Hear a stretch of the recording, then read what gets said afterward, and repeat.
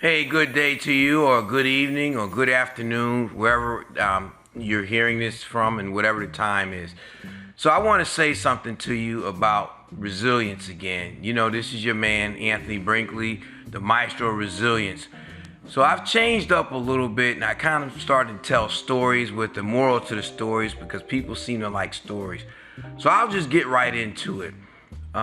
When I was in Korea, I went over there in a leadership position. So I was a senior enlisted person on the base. That point's not really important, but other than trying to illustrate this story, we were in charge of over 3,000 people, and if something was to happen, our jets would be one of the primary organizations that would go into North Korea and conduct the fight. So I had just got into country, and one of the things that we did over there was we would practice in case there was, bombs dropped or chemical weapons or different types of ordinances. So we had to be ready. So when I got there, they had my bags, my mobility bags with all of my gear, my chemical warfare gear. So an exercise kicked off, and because I had come from an installation where I hadn't practiced certain things in a while, sometimes you can lose a little bit of proficiency. So we're in the command post where all the decisions are being made and information's coming in, weather, intel, all different types of things where leadership actually comes up with the determination on how to best take care of our mission. So when the alarm went off, we all had to put our gas mask on. So I put my gas mask on, and because I had been a little bit out of practice, the thing about a gas mask is if you don't seal it correctly, the part where you're supposed to look out of, it fogs up and it gets all this moisture in it, and then you actually have trouble breathing. So as soon as we hit the alarm, I put my gas mask on, it immediately fogs up and I can't see. And I'm like one of the key leaders on the base, so I'm like, man, I should know how to do this. I know I'm a little rusty.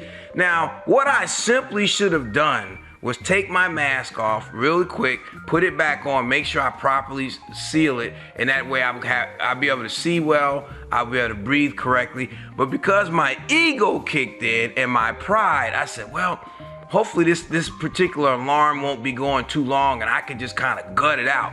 And I mean, I got sweat pouring down my neck, I can't see, and somebody's tapping me on the shoulders like, are you okay? Are you okay? I'm like, sure, I'm okay. Why are you asking?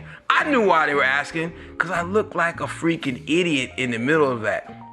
So eventually, they ended the alarm. We were able to take our mask off, and I almost passed out because I was being so stupid and full of pride. So what's the moral of this particular story?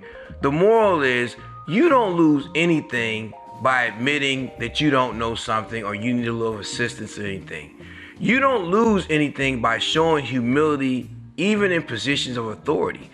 And so I actually didn't lose. I lost a lot by trying to overlook that or act like people didn't know what was going on.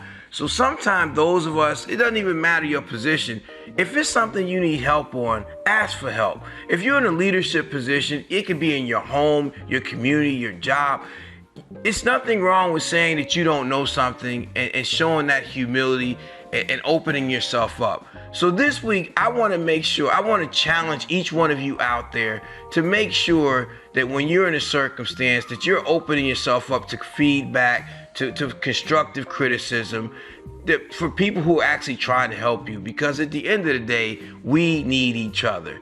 And we need leaders who can actually humble themselves. And in my case, I didn't do that in an appropriate way. And I looked silly. And I said to myself I would never do something like that again because I set a poor example. So again, the moral of the story is humility does not lessen you. Asking for help does not lessen you. Admitting that maybe you need a little help does not lessen you. I appreciate what you all are doing. I appreciate us taking this journey together. Like this, subscribe to this, share this. Have a wonderful week. Peace and blessings to you.